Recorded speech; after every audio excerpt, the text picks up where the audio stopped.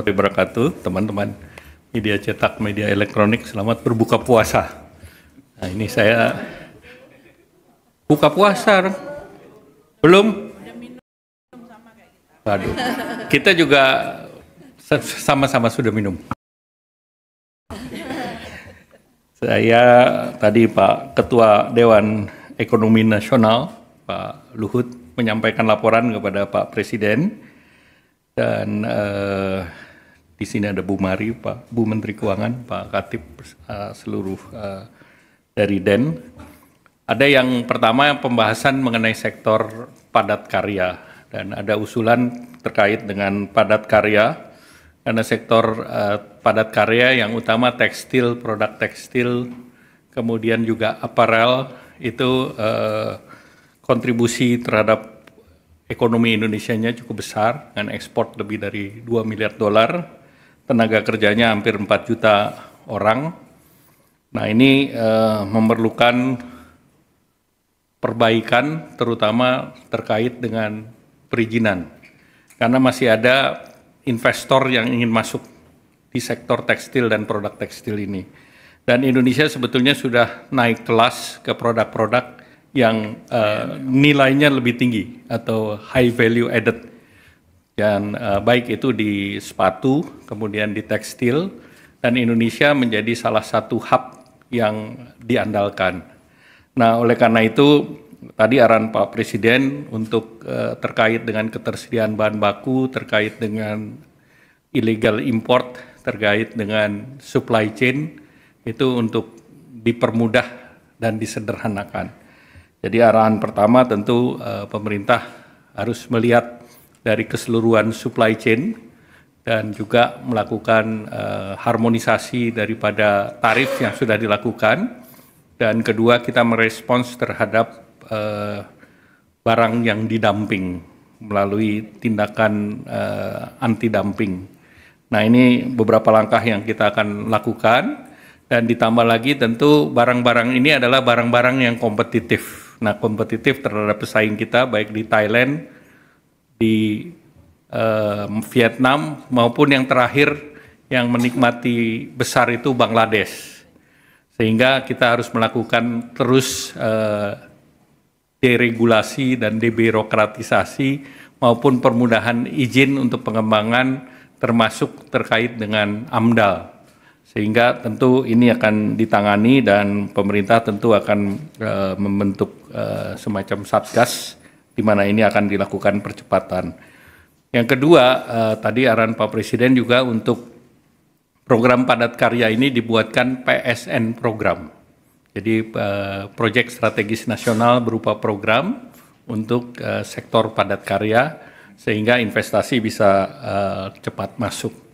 Yang ketiga, di tengah ketidakpastian di geopolitik, tentu pasar kita harus terus dijaga. Dan kalau kita lihat memang pasar terbesar tekstil, produk tekstil ini adalah di EU, yang besarnya marketnya sekitar hampir 30% dari demand global. Amerika sekitar 15%, dan the rest of the world sisanya. Sehingga menjadi penting tadi EU SEPA segera bisa diselesaikan. Karena dengan EU SEPA bisa diselesaikan, berdasarkan pengalaman Vietnam misalnya, ekspornya naik 50%. Sehingga itu juga menjadi catatan dari Pak Presiden. Nah, selanjutnya untuk usaha menengah kecil, pemerintah sudah merumuskan paket untuk revitalisasi permesinan.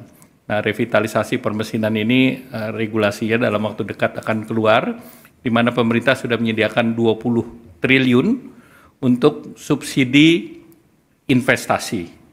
Karena kalau mesinnya tidak diperbaiki, daya saing baik dari penggunaan energi maupun produksi, speednya akan lebih lambat.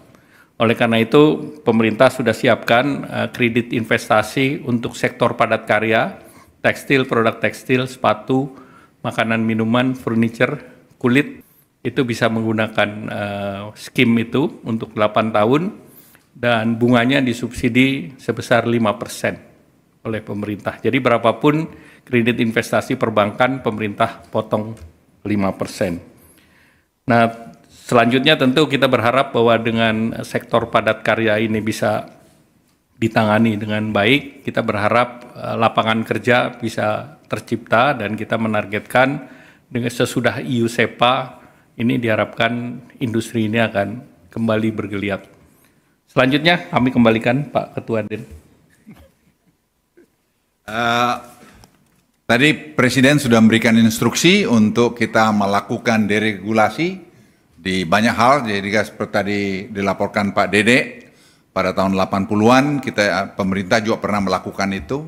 Itu bisa meningkatkan ekspor kita sampai 20%. Dan sekarang kita kerjakan dan sudah mulai tim dari tempat Pak Erlangga dan tempat Den itu bekerja sama untuk menyiapkan masalah deregulasi ini. Saya kira ini perintah yang jelas dan akan ditindaklanjutin minggu depan ini ratas untuk itu, sehingga dengan demikian bisa segera diumumkan langkah-langkah. Artinya tidak ada akan mengurangi rekomendasi-rekomendasi yang itu menjadi penghambat terhadap industri-industri yang mau masuk ke Indonesia. Seperti tadi misalnya TPT tadi, sepatu garment tadi, itu bisa menciptakan mungkin beberapa ratus ribu lapangan kerja dalam beberapa waktu ke depan, karena mereka tuh semua siap.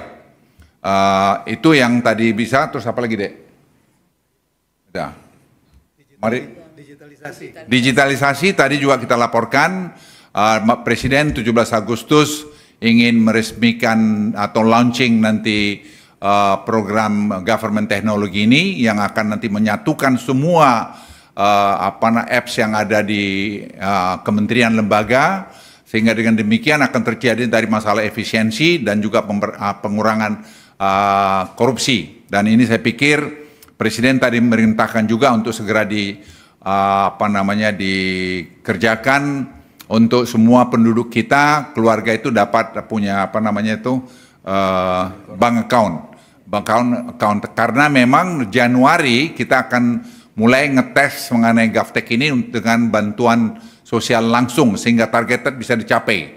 Dan ini saya kira kita sudah menghitung bisa berapa besar yang kita hemat, mungkin bisa hemat sampai 100 triliun, dan seterusnya nanti secara bertahap itu akan bisa dicapai. Angka-angkanya nanti saya kira bisa diberitahu kemudian. Tapi studi dan pekerjaan ini mengintegrasikan ini semua sudah dilakukan.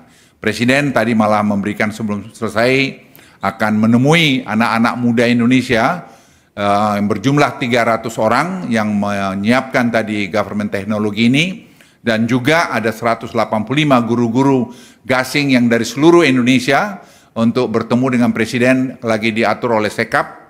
Waktunya kita mungkin melihat Sabtu atau Minggu atau Senin untuk Presiden memberikan arahan pada mereka atau apresiasi terhadap guru-guru ini. Saya kira itu, apa yang saya lupa lagi, Mar? Oh, MBG tadi juga dilaporkan oleh Profesor Arif, karena Arif ahli kemiskinan.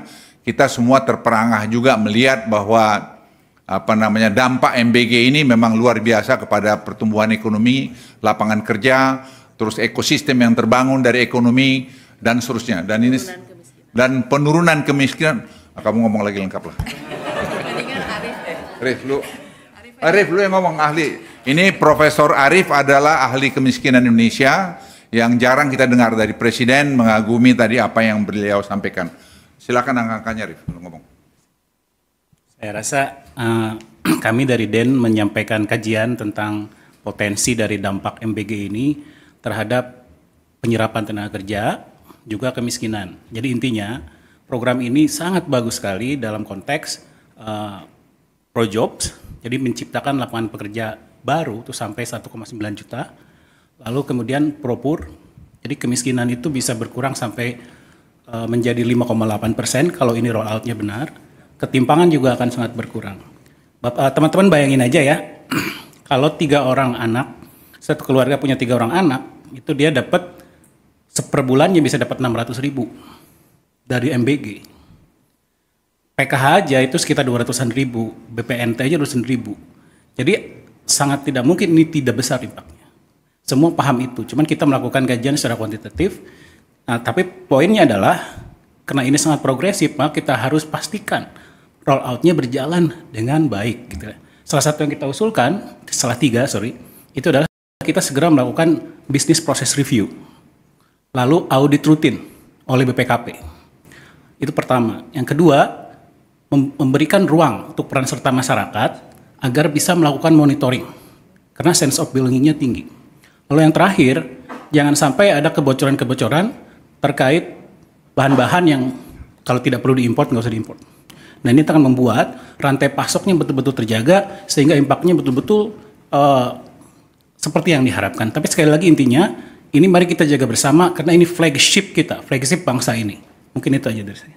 Saya mau tambahkan lagi, kita ternyata selama 20 tahun itu surplus telur ayam. Dan selama 20 tahun kita juga surplus ikan, ayam, apa ya? Bukan ikan ayam, ayam. Jadi ayam daging. Daging ayam. Jadi dengan tadi program ini itu semua terserap akan jadi menggerakkan ekonomi juga dalam telur dan bidang juga tadi ayam. Ini baru kita tahu setelah jalan nih, jujur. Jadi setelah Pak Prof. Arief itu melakukan studi dengan tim melihat ke bawah, dan kami sepakat tadi dengan Bappenas dan juga Badan Gizi untuk bersama-sama melakukan pengawasan sini. Misalnya bikin tray-nya itu tray-nya itu tidak boleh diimpor, suruh bikin lokal. Karena itu kita lihat masih ada buatan luar. Jadi semua kita harus satu padu untuk melakukan pengawasan. Presiden tadi minta ini. Jadi Presiden tadi saya pikir memberikan instruksi yang sangat jelas dan sangat baik mengenai tadi masalah deregulasi. Karena deregulasi ini akan mengurangi korupsi, akan membuat lebih efisien dan akan membangun ekosistem perekonomian kita lebih bagus. Itu saya kira dari saya. Masih ada lagi, Dek? Cukup. Apa lagi, Dek? Cukup, Pak. Cukup. Saya kira Terima kasih. terima kasih. Wassalamualaikum warahmatullahi wabarakatuh. Waalaikumsalam.